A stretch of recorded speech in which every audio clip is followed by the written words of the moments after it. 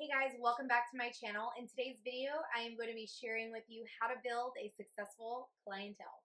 So I feel like this video can really apply to multiple industries, whether you are in fitness or if you are in beauty like I am. If you watched one of my latest videos, how I got into the beauty industry, you know that it has not been an easy journey for me, but I've been in this industry for 10 years now, or over 10 years really, but doing eyelash extensions for 10 years that I've learned what works for me and what doesn't work and what has worked for my employees. In the last year, I've expanded and had to build clientele for my employees as well, and them utilizing my best practices and my tips on what I've learned over the last several years has really helped them build their clientele, and it's been very rewarding to see them expand and build and just have success with it. So first and foremost, it's very important that whatever you're doing, whatever industry you're in, you want to have some type of certification or license so that you are technically a professional.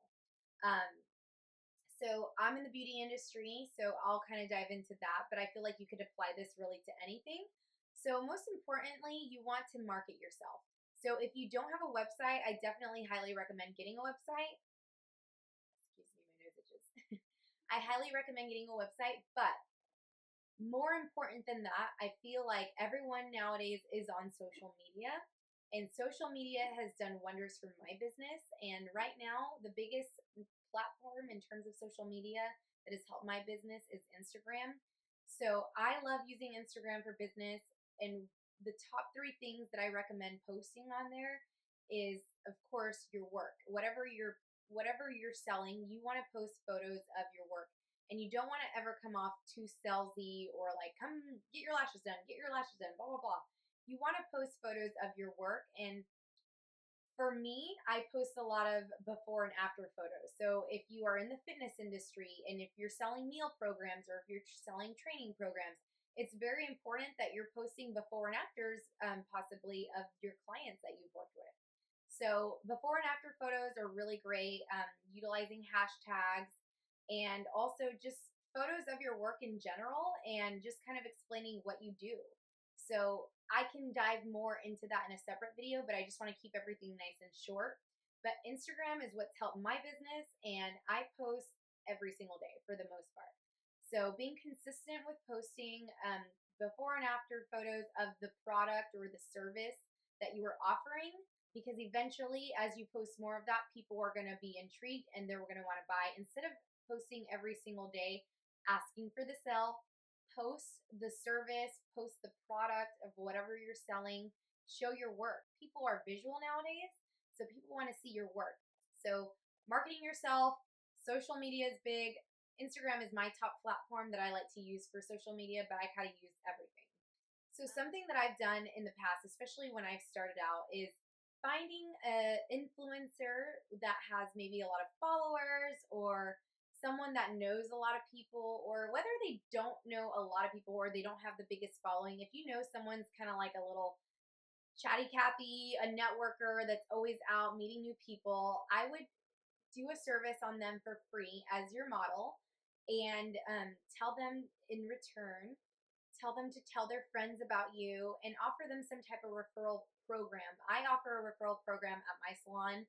So anytime people are referring clients to us, we always do something in return, because I feel like, if anything, I want to be able to always give back, because they didn't have to refer me business, they chose to. And I'm always super grateful for it, and I want them to keep on returning, and I want them to keep on referring me clients. So it's kind of like they scratch my back, I scratch their back. So grab an influencer, grab someone that you know is well networked, or someone that has a big following. If you don't know someone that is, you can literally get on Instagram, send them a professional direct message, or find out their contact information. Send them a professional message, and make sure you check your grammar and all of that. Send them a professional message asking if they are willing to trade. Figure out something that you can work with them to help you build your clientele. So maybe you have clientele, maybe you have a little bit of clientele and you're just trying to build it. One of the biggest turning points in my business was when I started learning more about building relationships. I read this book like probably 4 years ago. I read this book about 4 years ago called The First Steps to Wealth, and it's all about building relationships because people buy from friends over strangers. So, more than likely, if you are friends with someone, they're most likely going to support your business over someone else.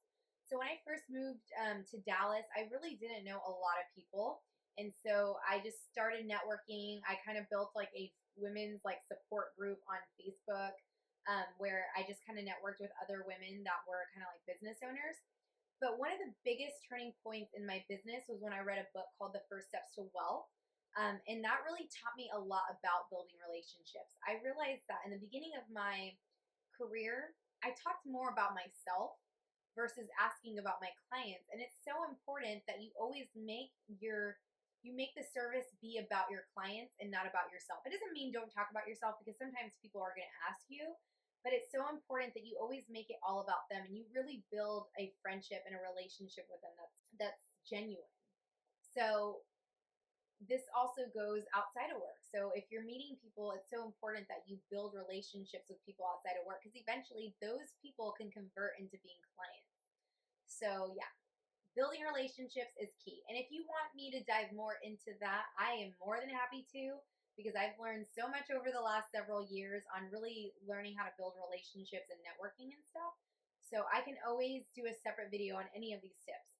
Next, customer service. So you can seriously be the best talented person, but if your service is not on point, more than likely people aren't going to return you. It's sometimes hard to retain clients if you don't have great customer service.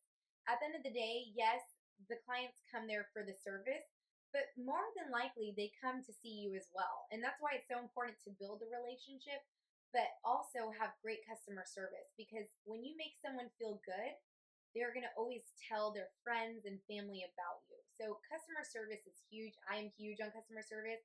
And I think it's because I was in like the service industry for so long. I waitressed for 4 years. I worked retail. So I have a lot of customer service experience. So it's important that you follow up with clients. So after you give them an amazing service, maybe shoot them a text message, follow up with them. It's always so important to follow up with them, ask them how they're doing, how the service was, because customer service goes a long way. They will always remember you going out of your way and they will always refer people to you that way. And like I said, referrals are huge. So, last but not least, ask your clients to write a review, whether it be Yelp or Google or whatever platform people use wherever you're from to write reviews. So a lot of times, whenever I overhear my employees doing lashes and their client is telling them, "Oh my God, I love my lashes. I feel so beautiful," I'm like, "You could write that on Yelp if you want." So I always just tell people to write a genuine, honest review. And whenever I hear a feedback like that, where people are telling you it's great work, I just ask them, "Hey, can you write a review?" I don't just ask anyone because I don't want it to look spammy. I want it to be real, genuine, honest reviews. So that way, when people are they're searching and they're reading true information. Even if someone refers me someone that they think is amazing, I still go to Yelp and see if there are reviews about the place that I'm going to go to. So recently, I had a facial done. One of my employees actually was the one that referred me, but I still went on Yelp to see what people were saying about it. There's been so many times where I read a review and it was so helpful and it's what made me choose to go to that place. I think it's very important that you have detailed, honest reviews so that way it is helpful for those that are searching for the product that you are selling or the service that you're providing. Alrighty, guys, thank you so much for watching. I could keep on going for a long time, but I'm trying to keep it all short. But if there is something that you have any questions on, feel free to comment below. I could keep on going with more best practices, but I feel like those are like my top 5 that really has made an impact in my business, and I hope that it makes an impact on your business. Whether you're an employee, whether you are a owner, a boss, whatever, I think that those are things that can help anybody. So thank you so much for watching, and if you like my video, please give it a thumbs up, subscribe, share it with your friends and family. Thank you so much.